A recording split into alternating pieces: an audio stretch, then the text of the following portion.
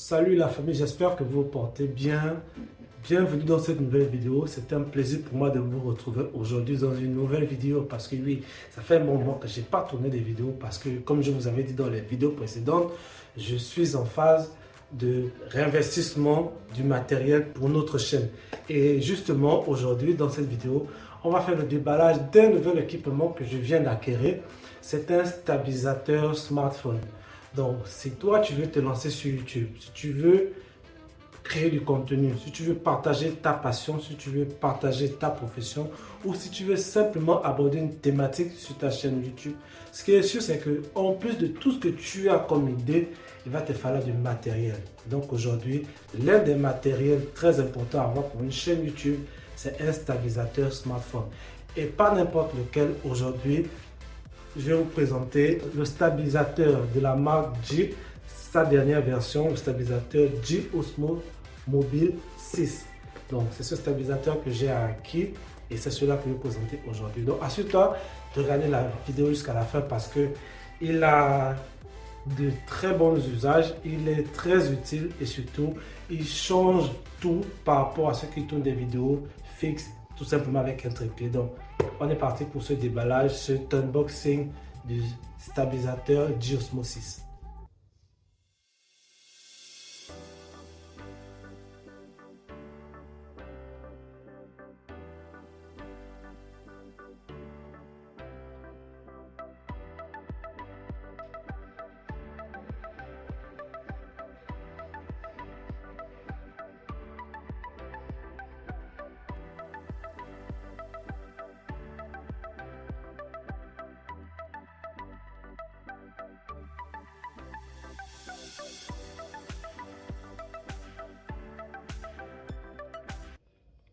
Bon, nous voici devant l'appareil. Voici à quoi il ressemble, comme vous pouvez voir. On a encore le nylon là, l'emballage qui est tout à fait encore bien présent. Donc, je vais essayer de le retirer, comme ça. Bon, je vais me munir plutôt d'un petit cure-dent pour percer ce petit nylon là. Et comme ça, on va pouvoir accéder à l'appareil. Vous voyez comment c'est. Donc, on va rester comme ça. Waouh! C'est un bruit que j'adore lorsqu'on déballe les cadeaux. Donc, une fois on a retiré l'emballage comme ça, on a le carton lui-même disponible maintenant. Alors, pour ouvrir, c'est très simple. Hein. Pour ouvrir, on a justement ce petit nylon là qu'il faut retirer comme ça. Petit machin vert. On coupe ça comme ça et voilà. La pièce qui s'ouvre comme ça et on ouvre ça comme ça. Qu'est-ce qu'on a ici? Je pose d'abord comme ça. Alors là dedans, qu'est-ce qu'on a avec ça? Ah ok, on a d'abord une pochette du Osmo. Donc on va mettre ça de côté. Ensuite on a quoi? Les licences qui c'est ça de côté comme ça. Bon, ça c'est bien. Qu'est-ce qu'on a encore dans ce... Ok, on a un câble USB-C, donc pour la recharge. Et une fois, on a l'appareil lui-même qui est encore bien entendu bien protégé. Ici, si je ne me trompe pas, ce sont les pieds du manche qu'on peut poser comme ça. Et ça, en fait, c'est un support qui permet sur lequel on pose le téléphone comme ça et sur lequel on va le fixer derrière l'appareil lui-même. On va mettre ça ici. Et voilà, donc on va commencer par découvrir le pied du stabilisateur qui ressemble à ça. Wow. C'est beau, hein? Donc lui, on l'ouvre comme ça, puis on peut poser comme ça sur la table. Donc, on pose comme ça. On peut le rabattre. Il sert en fait de manche pour lorsqu'on veut avoir une prise plus grande, on peut servir comme ça. Et voilà, enfin, on a le G Osmo lui-même.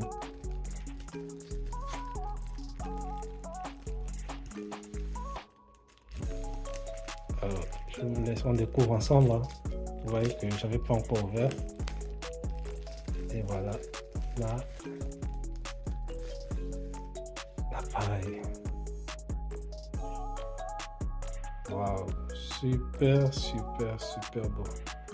Voici à quoi ressemble le G Osmo 6. Pour le moment, il n'est pas encore déplié, mais il vous permet de découvrir. Super beau. Donc on récapitule, dans l'emballage on a le stabilisateur, son pied, on a ce clip là sur lequel on fixe le téléphone, on a le câble de rechargement, on a la housse ou du moins la petite pochette. Donc voilà tout ce qui se trouve, voici tout ce qui se trouve dans l'appareil. Voilà. Alors pour le mettre en route, certains stabilisateurs, il faut appuyer des boutons, il faut faire machin. Or le G Osmo 6, il a la particularité que pour l'allumer, il suffit simplement d'ouvrir l'appareil, la machine comme ça. Une fois vous soulevez, vous voyez, vous entendez, il fait un petit bruit et il est tout de suite en marche, comme ça.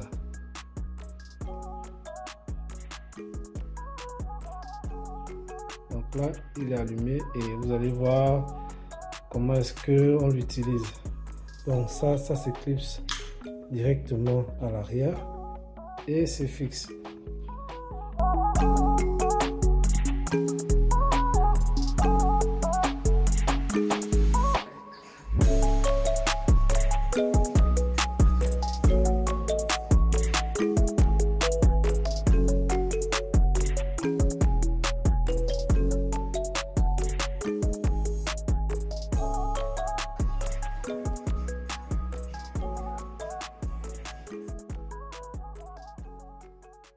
Maintenant qu'on a déballé notre stabilisateur, vous vous posez certainement la question, à quoi peut servir un stabilisateur? Donc, quelle est son utilité et pourquoi on peut vouloir acheter un stabilisateur?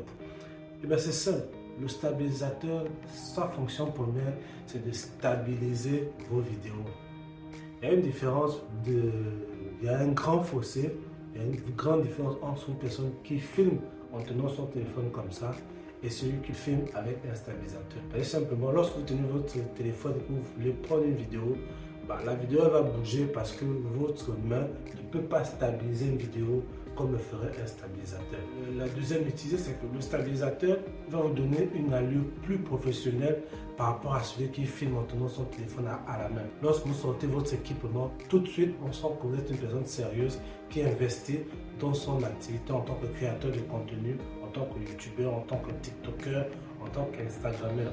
Donc vraiment, à partir de là, lorsque vous sortez votre équipement, on sait tout de suite que vous êtes sérieux, vous prenez au sérieux votre activité. Le stabilisateur aussi va beaucoup vous servir dans la rapidité à pouvoir shooter des moments.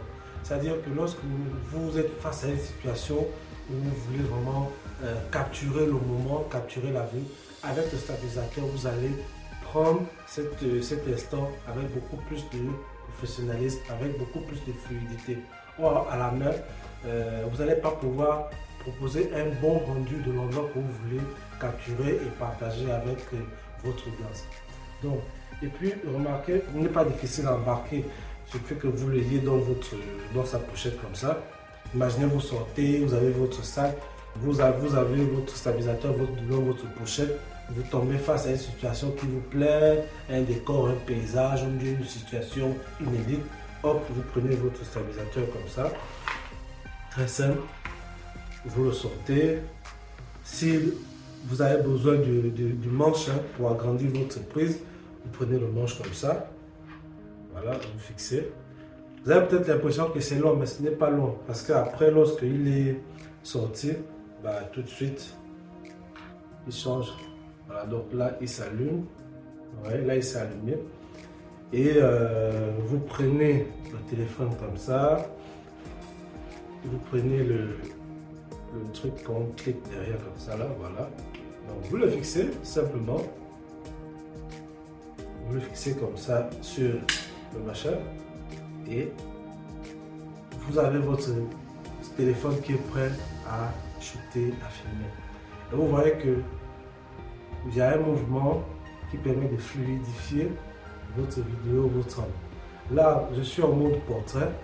Vous avez des boutons ici qui vous permettent de manipuler ou de prendre des positions différentes très rapidement et tout cela dans une fluidité vraiment magique.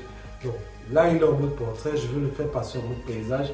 Il suffit que j'appuie ici 2 fois et là, il passe en mode paysage et j'ai une vue devant moi comme ça où je peux directement filmer en mode paysage. Je n'ai pas besoin de tourner le téléphone. Lui-même, il le stabilise, lui-même le met au bon endroit. J'appuie encore 2 fois. Voilà, il passe en mode portrait à nouveau. Et on a même des modes selon ce qu'on veut faire et selon le type de vue, le type de prise qu'on veut faire.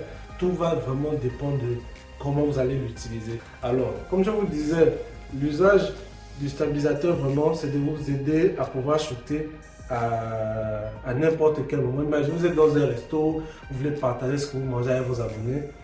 Vous dépliez ce bras comme ça, vous posez votre stabilisateur, vous pouvez orienter l'angle de votre téléphone comme ça. Vous pouvez le mettre en mode paysage si vous voulez filmer en mode paysage, vous mettez en mode portrait. Vous pouvez venir comme ça. Si par exemple vous estimez que le téléphone est trop bas par rapport à la surface sur laquelle vous l'avez posé, vous avez la nacelle comme ça que vous pouvez tirer. Vous le posez là, il prend un peu plus de hauteur.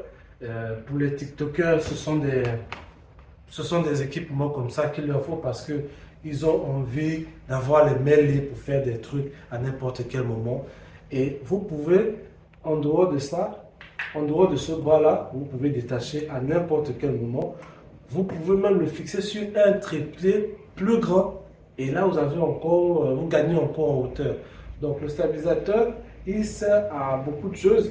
Pour le moment, on ne va pas voir tous les modes parce que moi aussi, je vais l'utiliser, je vais le tester. L'objectif vraiment, c'est de passer à un autre niveau. Lorsque vous sortez un appareil comme ça et que vous filmez, on vous voit changer les angles, on vous voit avec un gadget comme ça, on sent tout de suite que vous êtes sérieux. Vous n'êtes pas là pour juste parce que vous sortez le téléphone pour filmer. Non, avec ça, on vous prend beaucoup plus au sérieux. Donc, voici pourquoi je vous dis, si vous avez de l'argent investi dans votre chaîne YouTube, dans votre chaîne TikTok, dans votre chaîne Facebook, n'hésitez pas à vous équiper d'un stabilisateur smartphone. Si vraiment vous proposez du contenu seulement avec votre téléphone. Non, si vous utilisez une caméra, un boîtier voilà, particulier, là vous achetez un stabilisateur pour caméra. Ça, c'est seulement pour les téléphones ou encore pour des caméras action qu'on appelle vulgairement des GoPro. Donc voilà en quoi il peut servir un stabilisateur. C'est cool, hein, c'est le design d'avoir ça par rapport à celui qui va juste tenir son téléphone comme ça et puis voilà. Là par exemple, le stabilisateur il est arrêté et lorsque je l'allume comme ça, automatiquement il se met en mode portrait et là il est prêt à travailler, il est prêt à être utilisé. Je change de mode, je passe en mode paysage. Ici, j'ai une petite roulette qui me permet de zoomer ou de dézoomer. Plus besoin de toucher l'écran comme ça, là et tout pour salir l'écran, non. Vous servez de cette petite molette là tranquillement. Si j'appuie une fois sur la molette, elle me permet de faire la mise au point, c'est-à-dire que je peux décider de capturer l'objet qui est devant ou l'objet qui est derrière un obstacle. Donc cette molette va servir vraiment à ajuster la mise au point et la clarté du sujet que je veux avoir sur ma caméra. Donc toutes ces options-là font que le stabilisateur va améliorer vraiment votre qualité de vidéo et votre expérience en tant que créateur de contenu. Et vraiment la différence va aussi se faire avec le téléphone que vous aurez bien entendu. Voilà, c'est vraiment très cool, moi j'adore et puis je vous recommande fortement de prendre un stabilisateur. Puis voilà, ouais, c'est fluide, hein, c'est vraiment fluide. Il y a même la possibilité, il y a une option qu'on appelle l'Active Track qui vous permet justement de faire en sorte que le téléphone va traquer votre visage. En tout cas, il va traquer un sujet que vous avez défini, de sorte que même si vous bougez le téléphone dans tous les sens, lui, il va suivre seulement ce sujet-là. Ça peut être un objet, ça peut être une personne, ça peut être quelque chose, soit de votre choix, tant que vous le désignez comme sujet ou objet à traquer, à suivre. Donc, c'est vraiment à ça que va servir un stabilisateur et des choses qu'on ne peut pas faire avec le téléphone qu'on a en main tout simplement. Alors, si cette vidéo vous a plu, bah, likez, partagez-la à ceux-là qui ont envie d'investir dans du matériel pour leur chaîne. Et moi, je vous recommande franchement d'acheter un stabilisateur. Pas forcément le Jeep parce que bon, lui, il coûte quand même une somme. Hein. Je l'ai acheté à 130 000 ici au Gabon. Sur Amazon, il est pour le moment à 169 euros. Mais il y a d'autres marques, Mais avant d'acheter, renseignez-vous, faites des recherches sur la marque, sur ses options, ses capacités, parce qu'il y a même des stabilisateurs qui proposent des lumières intégrées ici. Donc ça aussi, ce sont des options. Si vous aimez tourner de nuit, vous aurez besoin d'un stabilisateur avec une lumière qui vous permet de prendre des vues comme ça dans le noir et d'éclairer aussitôt votre visage. Pas besoin d'avoir une ring light portable. Donc, il y a plusieurs types de stabilisateurs, que ce soit smartphone, que ce soit caméra. Donc, moi, j'ai pris celui-là et puis j'espère qu'il va améliorer aussi la qualité de mes vidéos. En tout cas, j'espère que vous allez la remarquer dans les prochaines vidéos. Donc, si cette vidéo vous a plu, bah, likez, commentez, dites-moi ce que vous en pensez. Est-ce que vous aussi, vous voulez acheter un stabilisateur? Est-ce que vous l'avez déjà fait? Comment ça se passe? Dites-moi en commentaire. On se dit à la prochaine vidéo. Ciao.